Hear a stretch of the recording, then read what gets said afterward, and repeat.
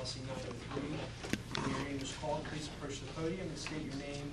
Confirm you are a resident or taxpayer in the district and your topic of discussion for the record. Please direct your comments to the board as a whole, not to an individual. We ask that you limit your comments to 5 minutes or less. The privilege to speak may be interrupted, revoked, or a recess of the meeting may be called by the chair if the speaker does not observe reasonable decorum and orderly conduct. Thank you. Ms. Johnson, question for you. Is there a reason why you will not provide your phone number as required on the form? I'm saying that my phone number is not available, 1. 2, per the Sunshine Act, you cannot establish rules that are not necessary. This is from section 710, because I want to make sure that you all are aware of your Sunshine Act applications, which you should be since you're under lawsuit for it. But nothing in this chapter shall prohibit the agency, this is from section 710 of the Sunshine Act, from adopting rules that are necessary for the conduct of its meetings and maintenance of order. The rules and regulations shall not be made to violate the intent of this chapter. Specifically, the intent of the chapter that's in question here is in section 710. I've read the statute. Thank you. That says you must be. Let me finish my Sunshine Act challenge, please. Because, okay, well, it's a Sunshine Act challenge. Okay, if I did not make that clear. Well, are you going to allow me to? Oh, okay. I'm trying to just have a dialogue for just a I'm moment trying to let you know that to get to the bottom of why you won't provide your Okay, phone. and can I finish my thought on the phone number then? And not a Sunshine Act challenge. The phone number is not related to residency. That's why I was willing to provide the address, but the phone number, which is not necessarily available. So then why are you requiring it again? Last week? Maybe that phone number is no longer in service, 1. And 2, if you already Is it have no my longer phone in number, service? if you already have, it's not relevant. If you already have my phone number, why are you asking for it again? So It doesn't have anything to do with residency. We're going to take the matter under advisement with the solicitor. We are going to permit you to speak tonight. Okay. But going forward, I would just ask that you please be respectful of the rules. I am respectful of rules that meet the law. I ask you to meet the law. I would ask that you be respectful of the rules, and going forward, the form will be required to be completed. Your rules are not above the law. After we can contact the solicitor. If you wish to make public comment, go ahead. Okay, let me make sure to not have my public comment interrupted this time for your illegal blocking of my camera, because that was very rude to interrupt my comment.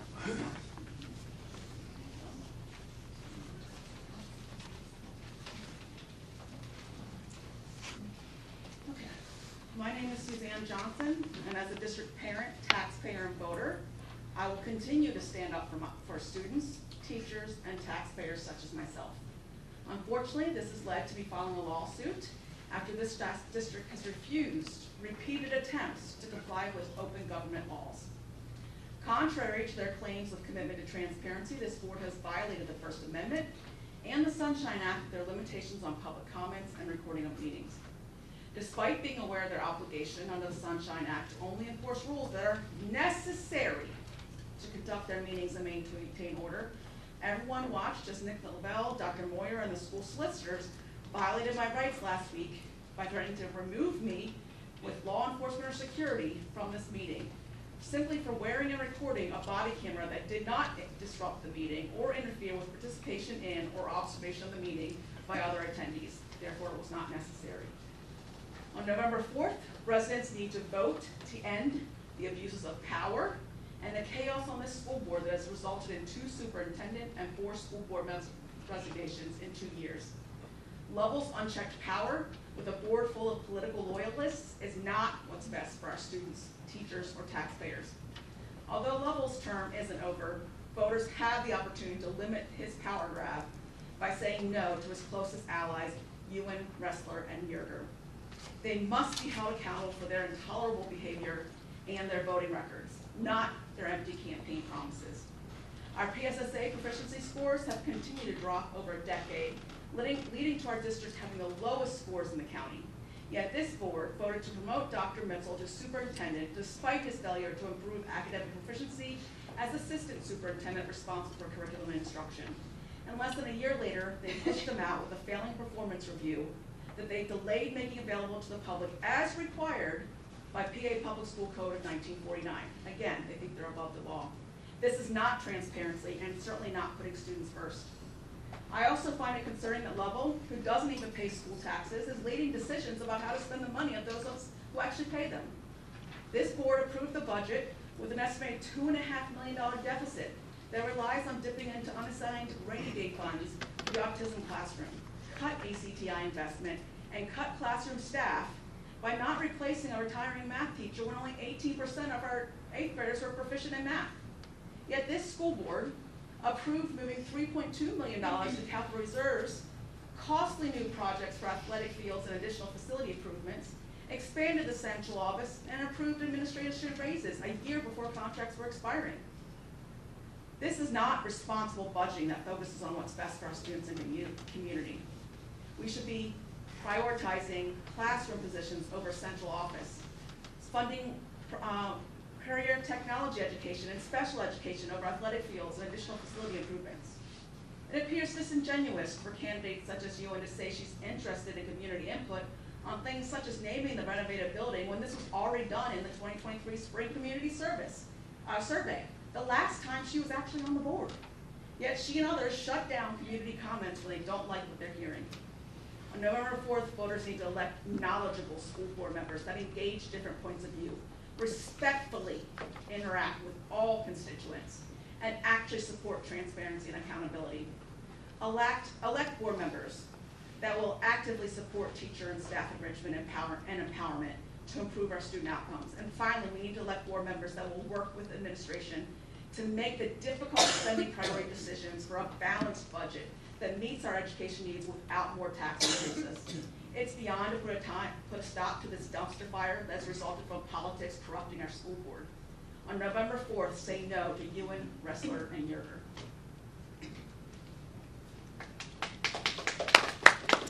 Sherry Anderson.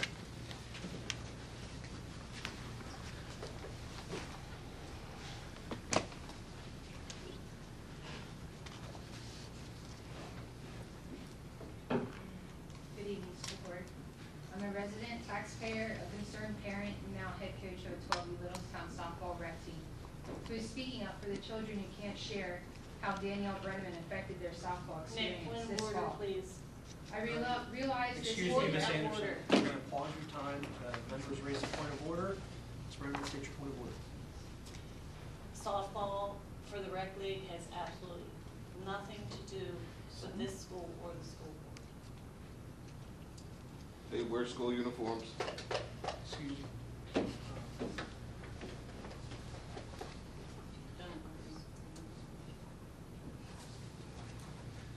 The chair rules the point of order is well taken. The public comment is for citizens to have the ability to address matters that are or may be before the board. Matters relating to an outside youth organization are not board business and therefore not appropriate and germane to public comment in our board meeting. Okay, thank you. I'd like to write a Sunshine Act challenge, please, then. State your objection. You cannot limit public comment. They are allowed to, under public comment, they're allowed to give comments that are related to school board matters. Behavior of a board member in youth sports is related to her conduct of decisions that she's making about school and students. So it is relevant. Even if the actual activity isn't relevant, her behavior and the decisions that she's making are relevant. That is, we've heard and understand your objection. The Sunshine Act, as I stated, allows for residents, taxpayers, the opportunity at each advertised regular meeting and special meeting for residents and taxpayers in the political subdivision to comment on matters which are or may be before the board prior to taking official action. This is not a matter that is or could be before our board No, I to didn't take say it was. official action on. I said her behavior Ma'am, is you have- related. You have made your Sunshine Act objection, you don't get to give a rebuttal. And you are restricting public comment and violating the First Amendment and the Ms. Sunshine Act Johnson, again. That's enough. The objection is overruled, and we'll proceed with the meeting. Ms. Anderson, if you would like to redirect public comment to a matter that is, or maybe before the board, that is fine. But any matters relating to an outside youth sports organization is not one of them. All right. The whole board is getting, Level then. the whole board is getting This is sued along and Ms. they're, Bayless and has there's a question. yeah. So that would be the conclusion of public comment. Ms. Bayless, you're recognized for a question? I just have a question for us. Okay. These, I guess it's rec council, I'm not really sure, I didn't get that far, I got this Miss Sherry's, sorry, I didn't have my glasses on, Anderson's name. So, I'm assuming it's a rec council that she's speaking about. My question is this: does the rec council in this particular Yep. situation use our facilities or use our fields? Yep.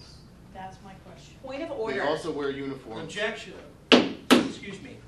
We're not going to allow members of the audience to call out during the meeting. If you wish to speak, you have to follow policy 903 and sign up to provide public comment under our policies. This is a meeting of the board taking place in the public. This is not a free-for-all. So the board is going to conduct its business. I just don't know the answer, so I wanted to ask the question. Yes, I appreciate the question. The question was interrupted. So there are youth sports organizations, any organization or private citizen has the ability to request usage of our facilities. Okay. So do you know if, I don't know what organization this was, but is this particular organization, do they use our fields or our property? They have the opportunity to, they do, I believe on occasion, and do, but I believe that our youth baseball and softball organization predominantly owns their own fields and uses the fields.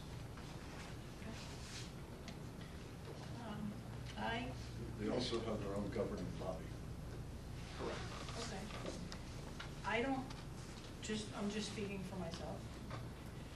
I don't think it would be harmful to hear from an organization that uses our property if they have some concern in regards to our property. It's not a concern. That's, If it has to do with our school property, I'm happy to meet with anybody and discuss any concerns that they have regarding school facilities. Okay. Okay. It's all good. I'm just asking. what the person raised was not about. We don't know. property. You can finish your comment. She made, and there was comments about a board member, and she named. And Okay. Can I have a motion to approve the September 15, 2025 regular board meeting minutes? So Not moved. everybody all at once. Janelle? So moved, Janelle Wrestler? Steve Gerber, second. I have a motion and a second. Is there any discussion? Yes. I'm only going to say that I am voting against the minutes for the reasons of the no's will still remain no's. I asked them to be changed, they were changed, I think, for changing the one on the double sentence. So we're still an impasse there. I did a little research on the school district for the past 2-3 years,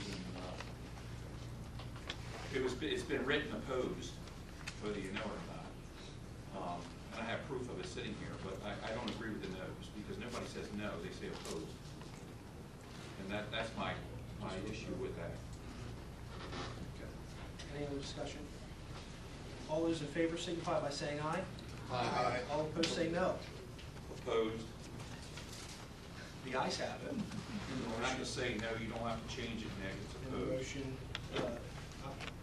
Mr. Sullivan, I'm going to follow Robert's Rules of Order to conduct the meeting. It doesn't say no, And it says opposed.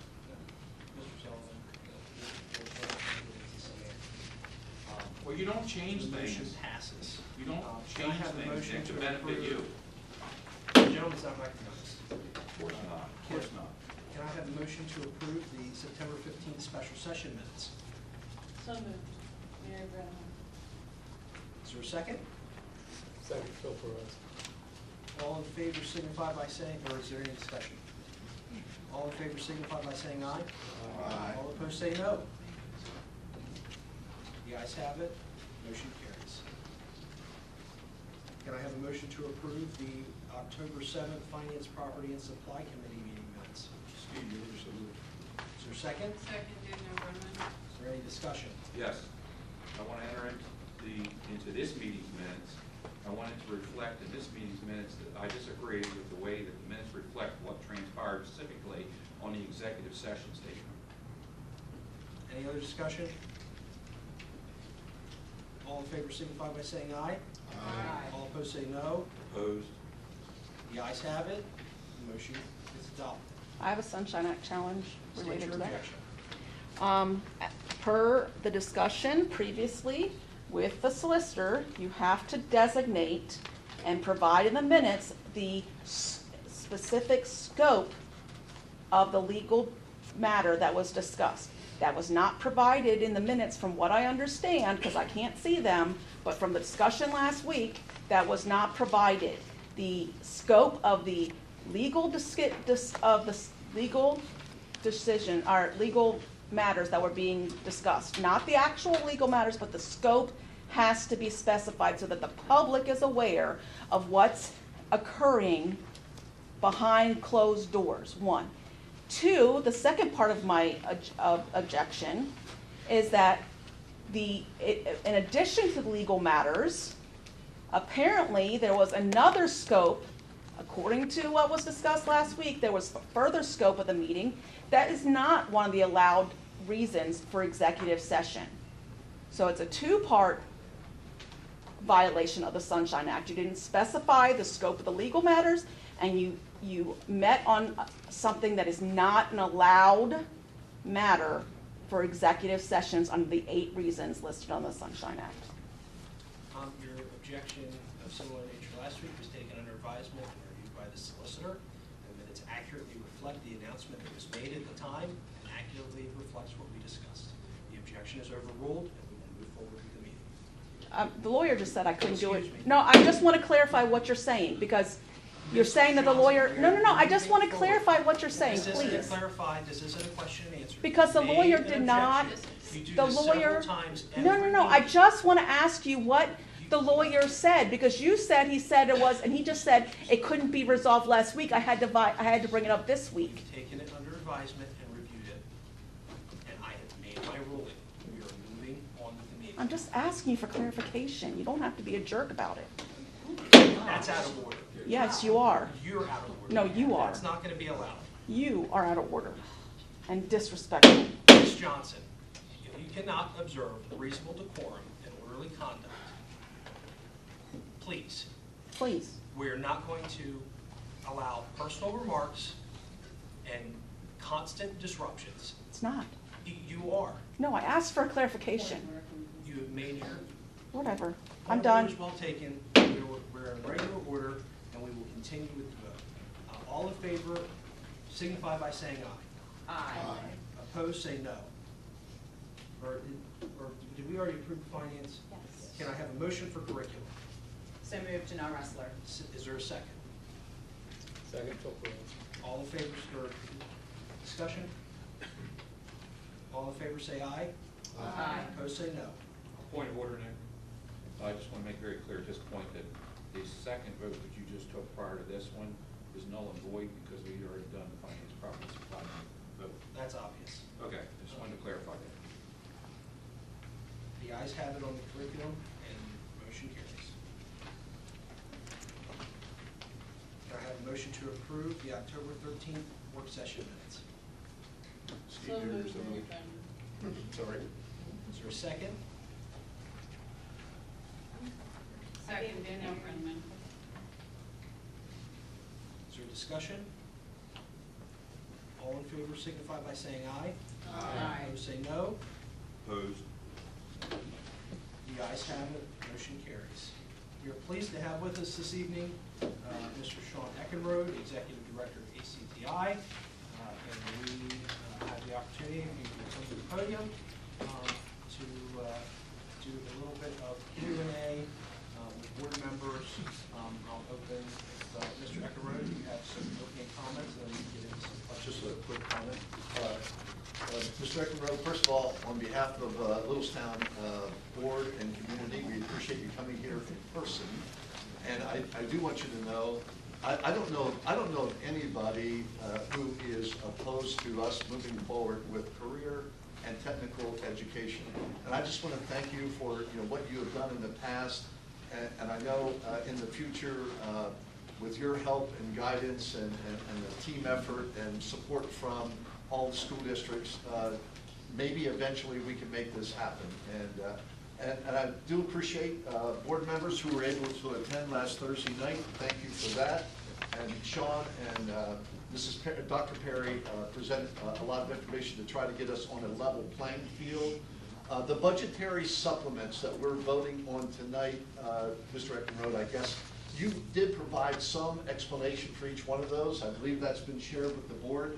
So at this time, I'll be quiet and turn things over to you, and I think we have possibly a few questions for you. Okay, thank you, Dr. Moyer. I appreciate that. I'm glad to be working here in Adams County to bring more career and technical education to the kids in Adams County and to our community and to the businesses that need a skilled workforce. I'm glad to take any questions you have about the budget amendment. I would just like to say, first of all, this is my 6th budget for the Adams County Technical Institute since it was established in the summer of 2020. And this is the first time that we've had to request a budget amendment of this type. It's not something I like to do, but there were some extenuating circumstances this year that kind of led us to believe that this was a reasonable request to make. There were 4 reasons for this budget amendment. The first one is for a second allied health lab teacher. We accept 28 students into the allied health lab program each year, and for the last 3 years, we've had over twice that many students apply to the program. A couple of years ago, the teacher said she would take 40 students if we could hire her a lab assistant, and so we did that. We found a lab assistant who's been working with us for a couple of years. One thing I would like you to keep in mind about our budget is our budget has to be prepared by the end of March. And the reason for that is we have to get it out to all the participating districts so that they can look at it and approve it. And so between March and June, sometimes things happen that affect our budget. And this Allied Health Lab Assistant was one of those things. After we got this budget into the hands of the district, the lab assistant that we had decided not to return the next school year. And based on that and some health reasons with our current allied health lab teacher, we felt it made more sense to hire a second full-time teacher so that we could continue to take 40+ students into that program. We limited the 25-26 school year to 28 students again because we were unsure how the allied health lab assistant position would work out. So we're requesting a full-time allied health lab teacher to begin in the 2nd semester of the school year.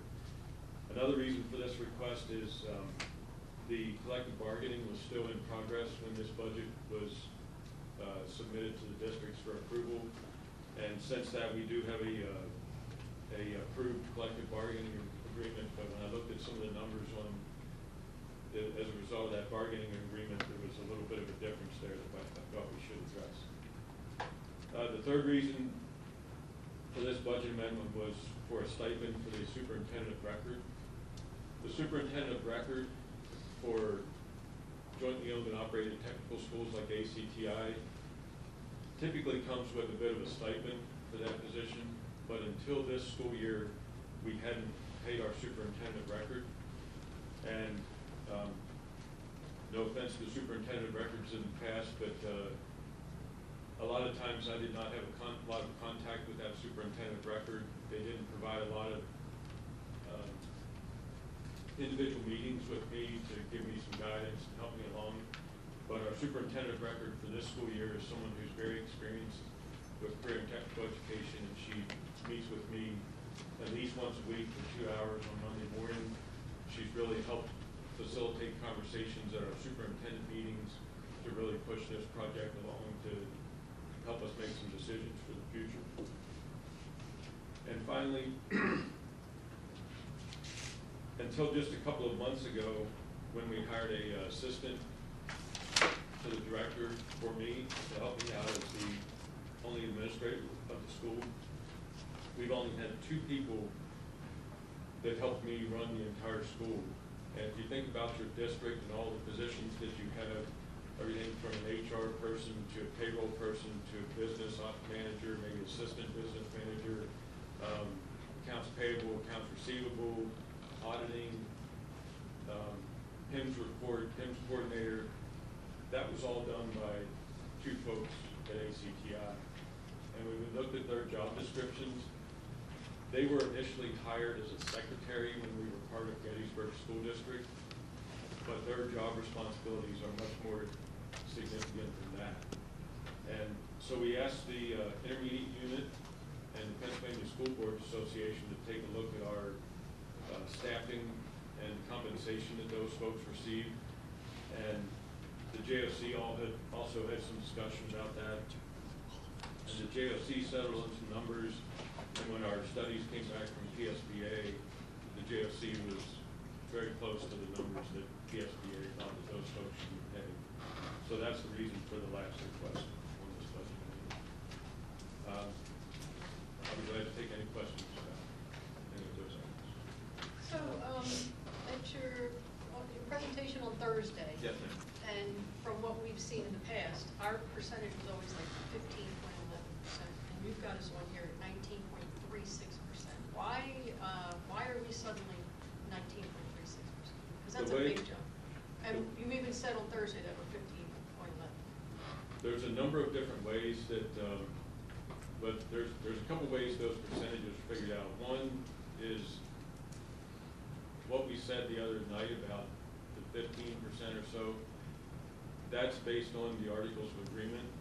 Whenever you're looking to purchase land or do a capital project, it's based on the district's aid ratio, and it doesn't take into account actual enrollment at ACTI. When we figure our budget, 80% of the way we divide up how the districts pay, 80% of it is based on actual student enrollment at ACTI, and 20% of it is based on your 9 through 12 population percentage. So basically, the difference between the 15 and the 19 means that you send more students to ACTI than what your portion of the 9 through 12 population is. So that number can change every year. that number can change every year, and it does slightly change every year. For the capital projects, though, it would stay fairly constant because your enrollment doesn't factor into that. Other questions from board members?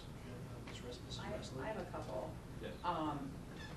I just kind of, I have concerns with this. I'm a huge proponent of tech. We need it. I have one who's in middle school right now, and he already knows that's what he wants to do.